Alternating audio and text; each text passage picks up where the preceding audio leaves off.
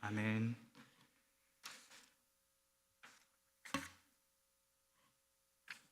에베소 교회는요, 서로 적대적이었던 이방인과 유대인이 예수 그리스도께서 십자가로 이루신 그 샬롬을 통해서 하나가 되었습니다. 특별히 이방인들에게 임한 그리스도의 복음과 화평은요, 원래 하나님과 멀리 있던 이방인의 신분을 바꿔놓게 되었는데요, 그 신분의 변화로 인해서 이방인들은 하나님께 나아갈 수 있는 특권을 얻게 되었습니다. 이 내용이 이제 지난 시간에 우리가 다뤘던 내용을 요약한 것인데요, 그렇다면 이방인들은 도대체 어떤 신분이 되었길래 하나님께 나아갈 수 있는 그 특권을 얻게 된 것일까요? 이에 대해 우리 오늘 본문 19절의 말씀 함께 읽어보도록 하겠습니다. 시작. 그러므로 이제부터 너희는 외인도 아니요 나그네도 아니요 오직 성도들과 동일한 시민이요 하나님의 권속이라. 아멘. 그렇습니다. 그리스도의 샬롬을 통해 신분이 변화된 이방인은 먼저 외인도 아니고 나그네도 아니게 되었습니다. 여기서 외인이란 말의 의미는요, 방문자들이나 외부 사람들이나 외국인을 뜻하는 말입니다. 그러므로 외인과 나그네는 서로 주권을 가지지 못한다라는 의미에서 동일한 뜻으로 사용될 수 있는데요, 이처럼 이방인은 본래 하늘의 시민권이 없던 외인이었고 나그네였지만 그리스도의 샬롬을 통해 신분이 변화되며 하늘의 시민권을 가진 자들이 되었습니다. 이어서 이방인은 또한 성도가 되었습니다. 여기서 성도라는 뜻은 구약에서 말하는 거룩한 백성, 곧 유대인들만을 가리키는 것이 아니라 그리스도를 믿는 모든 사람들을 이야기하는 것인데요, 그래서 바울 사도가 이방인에게 성도다라는 표현을 쓴 것은요, 그리스도 안에서는 모두가 거룩한 백성이 되었다라는 의미로서 유대인과의 구분을 없앤 표현입니다. 그래서 바울은 의도적으로 이 성도라는 표현을 에베소서 1장 1절에 나타난 그 인사말에서 사용함으로써 그리스도 안에서는 모두가 다 차별 없는 성도가 되었음을 나타내고 있습니다. 마지막으로 이방인은 하나님의 권속이 되었는데요, 이 권속이란 말은요, 어느 한 집에 속해 있는 가족이라는 의미입니다. 그러니까 이방인은 이제 유대인과 동일한 보호자, 누구십니까? 바로 곧 하나님 아래에서 보호를 받는 한 가족이 되었다라는 것입니다. 이처럼 이방인은 그리스도의 샬롬을 통해서 적대시하던 유대인과 화해하게 되었고, 더 나아가서 하나님을 아버지로 모시는 한 가족이 되었습니다. 그렇다면 이방인이 그리스도 안에서 성도가 되었고 하나님의 가족이 된 것에는 어떤 유익이 따르게 되는 것일까요? 그것은 바로 유대인과 함께 하나님께 나아갈 수 있게 되었다라는 것입니다. 구약의 관점에서 보면 하나님께 나아간다라는 의미는 성전 안에서 하나님을 만난다라는 것입니다. 그래서 또한 성전은요, 22절의 말씀처럼 하나님이 거하실 처소, 곧 집입니다. 그런데 바울 사도는요, 그리스도의 샬롬을 통해 하나님의 가족이 된 성도들이 건물이자 곧 성전이다 라고 표현하면서 하나님이 그 백성과 자녀를 만나 주시는 일이 이제 외적인 건물에서 이루어지는 것이 아니라 성도들 안에서 이루어질 것임을 말하고 있습니다. 그리고 또 중요한 한 가지는요, 바울 사도는 이 하나님을 만나는 성전이 완성된 것이 아니라 지어져 가는 것으로 표현하고 있다라는 것입니다. 즉 이 말은요, 성전의 공사가 이미 시작되었지만 아직 완성되지 않았다라는 뜻입니다. 이처럼 성도는 계속해서 하나님이 거하시고 하나님을 만나는 성전의 모습으로 지어져 가야 하는데, 이 성전의 공사는 예수 그리스도께서 다시 오시는 날 끝나기 때문에 그때까지 지속돼야 하는 것입니다. 이와 같이 성도는 하나님이 거하시는 집이자 하나님과의 만남이 이루어지는 성전입니다. 그런데 우리가 알아야 할 매우 중요한 사실 하나는요, 성도 자체만으로, 그 자체만으로는 성전이 될 수 없다라는 것입니다. 그렇다면 성도가 하나님이 거하실 집, 그리고 성전이 되려면 무엇이 필요한 것일까요? 그것은 바로 진정한 성전이 되시는 예수 그리스도가 반드시 필요한 것입니다. 그래서 바울 사도는요, 성전을 말할 때에 꼭 빼놓지 않고 말하는 것이 바로 성전 되신 예수 그리스도이십니다. 성경은요, 이렇게 진정한 성전이 되시는 예수 그리스도와 함께 세워져 가는 성전이자 건물을 무엇이라고 말하느냐? 바로 교회라고 말합니다. 이처럼 하나님이 거하실 성전, 곧 교회는 성전 그 자체이신 그리스도가 성도와 함께 할 때에 비로소 착공, 공사가 시작되는 것입니다. 그래서 오늘은 이렇게 그리스도와 함께 지어져 가는, 곧 건축되어 가는 성전은 어떻게 지어져 가는가에 대해서 세 가지로 살펴보고 말씀을 마무리하려고 합니다. 첫째로, 성전은 그리스도께서 기초가 되어 지어져 가는 곳입니다. 이에 대해 우리 20절의 말씀 함께 읽어보도록 하겠습니다. 시작. 너희는 사도들과 선지자들의 터 위에 세우심을 입은 자라. 그리스도 예수께서 친히 모퉁이 돌이 되셨느니라. 아멘. 바울 사도는요, 성전에 터를 세운 사람들이 사도와 선지자들이다 라고 밝히고 있습니다. 여기서 선지자는 신약 시대에 활동하던 선지자를 가리키는 것으로 볼 수 있는데요, 바울 사도가 활동할 당시 사도들과 선지자들은 그리스도의 비밀, 곧 복음을 맡은 자들로서 그 복음을 전파하며 마음속에 복음을 심는 역할을 감당했습니다. 그래서 결국 그들이 전한 복음은 어떻게 되었느냐? 성전의 기초가 되는 그 모퉁이 돌이신 예수 그리스도를 놓는 작업이었습니다. 모퉁이 돌은요, 건축물의 토대가 되는 잘 다듬어진 커다란 돌입니다. 그 돌은요, 건물 모서리에 놓여지게 되는데요, 그래서 그 모퉁이 돌을 어떻게 놓느냐에 따라서 건물의 기초와 형태가 결정되곤 했습니다.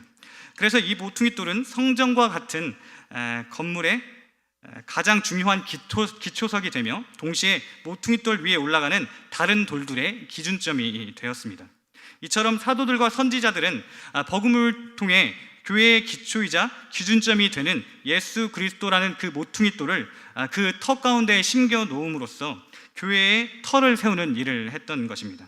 우리가 여기서 알 수 있는 사실은요, 우리가 복음의 말씀을 듣고 신앙을 갖게 되어서 교회로 모이게 되었다라고 할지라도 늘 복음 앞에 서야 하는 존재다라는 것입니다. 그래야 우리는 복음을 통해 그리스도라는 든든한 반석 위에 온전히 세워져 갈 수 있습니다. 이처럼 우리가 날마다 각자의 삶에서 복음의 말씀을 통해 전달되는 그리스도의 능력을 경험케 될 때에 우리의 믿음은 강화되고 또 새롭게 될 것입니다. 그러니 사랑하는 여러분, 우리가 날마다 복음의 말씀 앞에 서서 사도들과 선지자들이 전해준 그 그리스도라는 든든한 반석 위에서 온전한 믿음을 계속해서 쌓아갈 수 있는 저와 여러분들이 될 수 있기를 간절히 소망합니다. 두 번째로, 성전은 그리스도로 인해 연결되어 지어져 가는 곳입니다. 이에 대해 우리 21절의 말씀을 함께 읽어보도록 하겠습니다. 시작.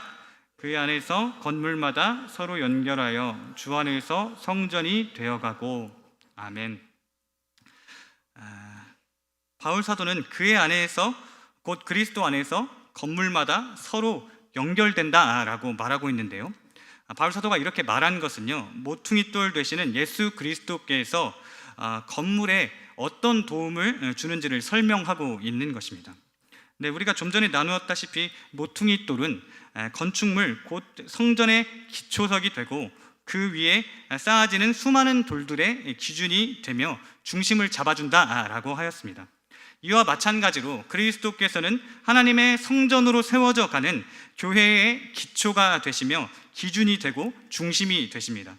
곧 교회, 성전은요, 예수님의 능력으로 기반을 잡게 되고 그 능력으로 세워져 가는 기관이다라는 것입니다.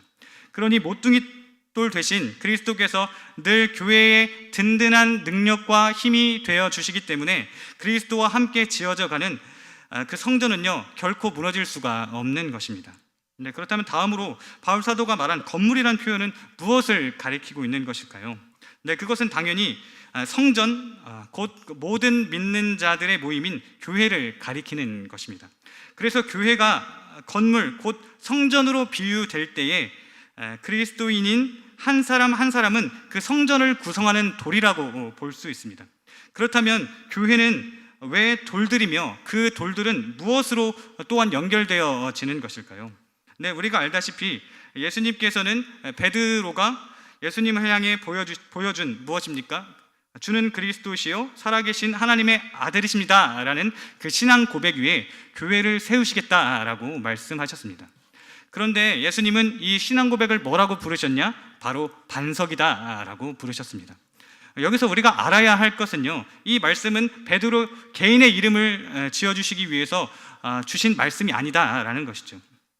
예수님은요, 위와 같은 그 신앙 고백을 하는 모든 사람들을 반석으로 부르시겠다라는 것입니다. 네, 반석이 무엇입니까? 돌이지 않습니까? 그래서 교회는요, 이렇게 예수님에 대한 신앙 고백을 하는 수많은 돌들이 모여 이제 건물을 이뤄가는 것입니다.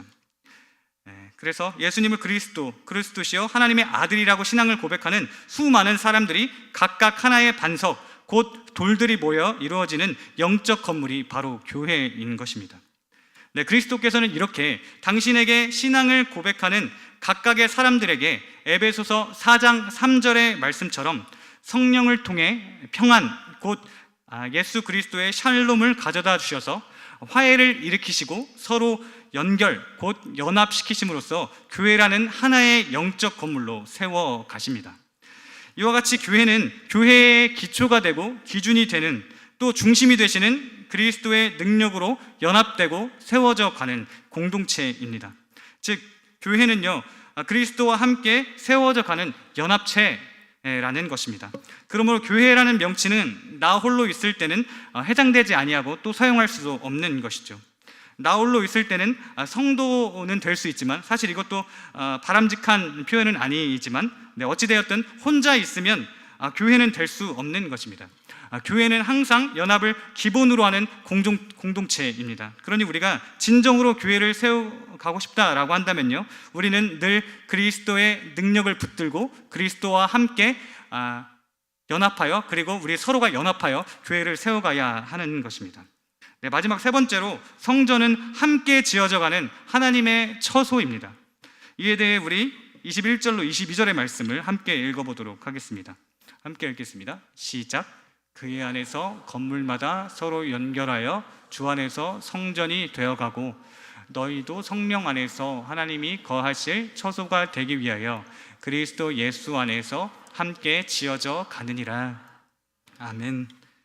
네, 이 말씀에서 우리가 중점으로 보아야 할 내용은요, 바로 성전이 하나님의 처소가 된다라는 말씀입니다. 처소라는 단어의 뜻은 거처 또는 거주지라는 의미입니다. 즉 무엇입니까? 성전은 하나님의 거주지이자 거처, 곧 집이라는 뜻입니다. 그래서 성전은요, 하나님께서 거하시기를 늘 기뻐하는 처소입니다. 네, 그렇다면 하나님께서는 아무 근심 없이 가장 기뻐하시고 좋으신 모습으로 거하셨던 그 성전은 어디였을까요? 네, 그곳은 바로 에덴 동산이었습니다. 그래서 창세기에 나타난 에덴 동산은 교회의 가장 완벽한 모티브이자 가장 완벽한 성전의 모습입니다. 그렇다면 이렇게 하나님이 거하시기에 기뻐하시고 좋은 모습이었던 에덴 동산은 어떤 특징을 가지고 있을까요? 네, 에덴 동산에는 많은 특징들이 있지만 오늘은 딱 세 가지만 나누어 보려고 하는데요.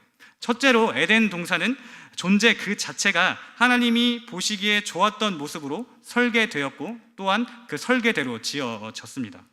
네, 우리가 알다시피 하나님께서는 모든 피조물을 지으시고는 보시기에 좋았더라 라고 말씀하셨습니다. 하나님께서 보시기에 좋았더라 라는 말씀은요, 모든 피조 세계가 하나님께서 계획하신 그 창조의 목적에 완벽하게 일치되도록 지어졌다라는 것입니다. 하나님은 이와 같이 당신의 계획대로 완벽하게 피조 세계를 창조하셨는데요, 그 중에서 가장 으뜸인 피조물이 있었는데 그 피조물은 바로 사람입니다. 그래서 하나님께서는요, 사람을 지으시면서 보시기에 심히 좋았더라 라고 말씀하셨습니다. 피조물, 그래서 가장 으뜸된 피조물, 곧 하나님의 형상으로 지으신 그 사람을 이제 하나님께서는 에덴 동산 가운데 두셨습니다. 우리의 믿음의 선배들이 기록한 소유리문답 제1문에서는 사람이 지어진 목적이 무엇인가에 대해서 기록하고 있는데요, 소요리문답 제1문에 따르면 사람이 지어진 목적은 하나님을 영화롭게 하고 영원토록 그를 즐거워하는 것이다 라고 말씀하고 있습니다. 이와 같이 사람은 하나님을 찬양하는, 그러니까 하나님을 영화롭게 하는 목적을 분명히 가지고 지어졌습니다. 그러므로 에덴 동산은 어떤 곳이어야 했던 것이죠? 하나님을 찬양하는 소리가 끊이지 않았던 곳이고, 특별히 사람은요 에덴 동산에서 하나님을 찬양하고 예배하고 섬기는 역할을 감당하면서 하나님을 기쁘시게 하는 그런 역할이었습니다. 곧 하나님이 보시기에 좋은 모습으로 설계된 것에 의미하는 바는 바로 에덴 동산이 하나님을 예배하고 찬양하는 모습을 완벽하게 구현했다라는 것입니다. 두 번째로 에덴 동산의 특징은요, 하나님과 사람의 동행이 이루어진 곳이라는 점입니다. 창세기 3장 8절에서 보면 사람은 하나님이 거니시는 모습을 보았고 하나님의 음성도 들었습니다. 이것은 곧 하나님이 사람과 함께 그 동산 가운데 거니시고 대화하셨다라는 의미입니다. 그렇다면 사람이 하나님과 함께 거닐면서 하나님의 음성을 들었다는 것은 무엇을 의미하는 것일까요? 그것은 바로 하나님과 사람이 수직적인 관계에서 온전한 샬롬, 그 안에서 평안을 이룬 상태였다라는 것입니다. 이어서 에덴 동산의 세 번째 특징은요, 공동체로 이루어졌다라는 것입니다. 하나님께서는 모든 피조물을 지으실 때에 보시기에 좋았더라 라고 말씀하셨는데 유일하게 좋지 않다라고 말씀하신 적이 있습니다. 그것이 언제였냐면 하나님이 아담이 혼자 있는 것을 보셨을 때였습니다. 그렇다면 하나님은 아담이 왜 혼자 있는 모습이 좋지 아니하다라고 말씀하셨을까요? 그것은 바로 하나님 당신이 존재하는 방식이 바로 공동체이기 때문입니다. 하나님은 한 분이시지만 어떻게 존재하시죠? 바로 성부, 성자, 성령, 삼위로서 존재하십니다. 즉 하나님은 성부, 성자, 성령으로 그러니까 공동체로 존재하시는 존재다라는 것입니다. 그래서 당신의 형상을 닮은 사람 역시 공동체로 존재해야만 온전한 하나님의 형상이 되는 것입니다. 그래서 하나님은 아담의 갈빗대 하나를 취하셔서 여자를 지으시면서 공동체로서 존재하는 사람의 창조를 완성하신 것입니다. 그로 인해 남자와 여자, 곧 공동체는 서로 수평적인 관계 안에서 그 에덴 동산 안에서 샬롬을 누리게 되었습니다. 이와 같이 하나님이 거하시는 성전 에덴 동산은 하나님이 계획하신 대로 하나님이 보시기에 너무나 아름다운 모습으로 지어졌습니다. 그렇다는 것은 무엇을 또 의미하는 것일까요? 하나님이 에덴 동산을 회복하실 때에도 하나님께서 보시기에 좋은 모습, 곧 하나님의 계획과 온전히 일치되도록 회복하신다라는 것입니다. 그렇다면요, 에덴 동산에는 왜 회복이 필요하게 된 것일까요? 그것은 우리가 알다시피 사람의 범죄로 인해서 에덴 동산이 오염되었기 때문입니다. 그로 인해 사람은 에덴 동산에서 쫓겨나게 되었지요. 그 범죄로 인해 하나님께서는 무엇을 이루셨습니까? 당신이 거하실 집을 이루셨고 당신의 백성을 이루셨습니다. 그로 인해 하나님이 거하실 성전, 곧 에덴 동산의 회복이 필요하게 되었고 하나님께서는 이 역시 미리 계획하신 대로 이 에덴 동산에 대한 회복을 시작하셨습니다. 우리는 그 하나님의 계획을 이미 에베소서 1장 3절로부터 쭉 봐왔습니다. 바울 사도는요, 에베소서에서 성전이라는 말을 등장시키기까지 바울 사도가 보여주려고 했던 그 그림이 있는데요, 그 그림이 무엇이었냐면 하나님께서 기쁨으로 거하실 성전에 모퉁이 돌을 올리시는 그 공사가 시작되기 전까지 하나님이 어떤 일을 행하셨는가를 보여주는 것입니다. 건물을 지을 때에 가장 먼저 하는 것은 무엇입니까? 바로 이제 돌을 올리는 것이 아니라 땅을 깊게 파는 일입니다. 이것을 기초공사라고 하죠.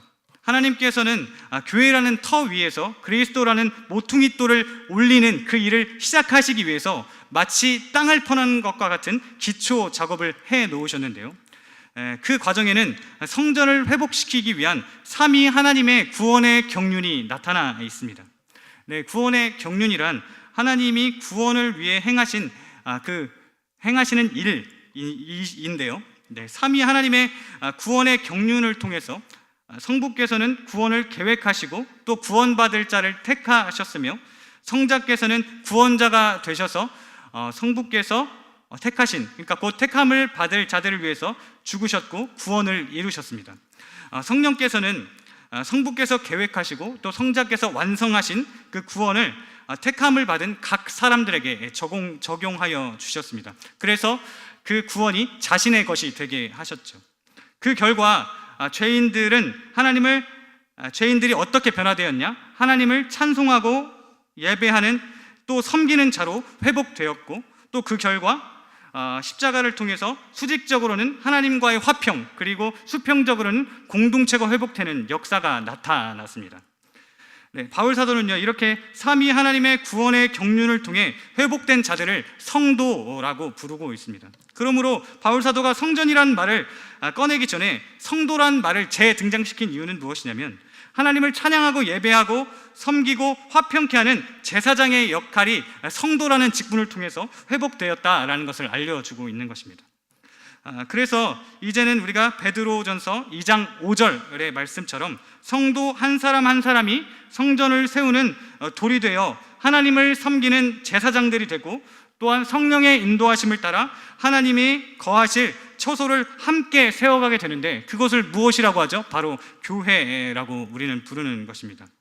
이처럼 삼위 하나님께서는 교회의 터 위에 그리스도라는 모퉁이 돌을 올리시기 위한 기초 작업을 미리 해 놓으셨습니다. 그래서 저는 이제 모퉁이 돌이 올라가는 이 성전 공사에 대한 내용을 읽어가면서요, 그동안 보았던 에베소서의 내용들이 주마등처럼 스쳐 지나가면서 퍼즐이 이제 하나하나 맞춰지게 되었던 것이죠. 그러니까 바울 사도는 성전이 올라가는 이 과정을 위해서 성도라고 시작하던 그 인사말에서부터 흔히 말하는 빌드업을 계속해서 해오고 있었던 것입니다. 그래서 저는 교회를 위해서 이 천재적인 바울을 사용한 그 하나님의 지혜가 또 너무나 놀랍게 느껴졌던 것이죠. 네, 어찌되었든 우리는 이렇게 오늘 말씀을 통해 하나님의 성전은 어떤 모습으로 세워져 가는지에 대해서 살펴보았는데요. 먼저 성전은 그리스도께서 기초가 되는 것이고, 두 번째로는 그리스도를 통해 서로 연결되는 곳이며, 마지막 세 번째는 그리스도와 함께 지어져 가는 곳입니다. 이 세 가지가 지켜졌을 때 비로소 하나님이 거하실, 그런 하나님께서 평안을 누리시는 처소가 되는 것입니다. 네, 우리는 본래 이방인이고 죄인으로서 그래서 하나님의 가족이 될 수도 없고 하나님의 몸이 될 수도 없었으며, 그래서 하나님이 기뻐하시고 거하시는 성전은 결코 될 수 없었던 존재입니다. 그런데 하나님은 그런 우리를 당신이 거하실 집으로 정하시고 삼으셨습니다. 네, 그래서 우리가 그런 은혜를 입은 자들로서 우리가 항상 생각해 보아야 하는 것은요, 하나님이 지금 내 안에 기쁨으로 쉬고 계실까라는 것을 항상 살펴야 하는 것입니다. 네, 우리가 잘 아는 노래 중에 이제 가시나무라는 노래가 있습니다. 근데 이 곡은 이제 조성모라는 가수가 리메이크하기도 하였는데요. 이 노래는 사실 하덕규라는 가수가 하나님을 믿게 된 후에 지은 복음성가 곡입니다. 그래서 그 가사를 살펴보면 이러한데요. 한번 띄워주시겠어요? 네. 내 속엔 내가 너무도 많아 당신의 쉴 곳 없네. 내 속엔 헛된 바람들로 당신의 편할 곳 없네. 내 속엔 내가 이길 수 없는 슬픔, 무성한 가시나무 숲 같네. 네. 이 노래의 이제 주된 내용은 무엇이냐면, 내 안에 있는 나 때문에 하나님이 쉴 공간이 없어졌다라는 것입니다. 우리가 이 노래를 통해서 하나님은 나를 성전으로 삼으셨고 내 안에서 쉬기를 원하셨는데, 나는 내 속에 있는 자아 때문에 하나님이 쉴 곳을 마련하지 못하고 있는지 우리는 한번 되돌아보아야 할 것입니다. 이처럼 우리는요, 우리 그 자체로서 하나님이 기쁨으로 쉬셔야 하는 그 집, 그리고 처소임에도 불구하고 내 안에 가득 차 있는 나 때문에 하나님의 쉴 자리를 마련하지 못할 때가 너무나 많이 있습니다. 그래서 우리는 늘 항상 내 안에 무엇이 가득 차 있는가를 생각해야 하는 것이죠. 네, 우리는 늘 그래서 마음을 비우고 하나님이 기뻐하시는 성전이 되기를 힘써야 하는 것입니다. 네, 하나님이 원하시는 성전의 모습은 수직적으로는 그리스도 안에서 예배하는 곳이고, 수평적으로는 그리스도로 인해 서로 연합되어 되는 곳이고, 그리스도와 함께 세워져 가는 곳입니다. 그러므로 사랑하는 우리 여러분, 우리가 이 세 가지를 늘 마음에 품고서 이제 내 안에 나를 모셔두는 것이 아니라 오히려 나를 비워서 우리 모두의 마음이 하나님을 그 마음 가운데 둠으로 말미암아 하나님이 편히 쉴 수 있는 그런 성전과 거처가 되길 원합니다.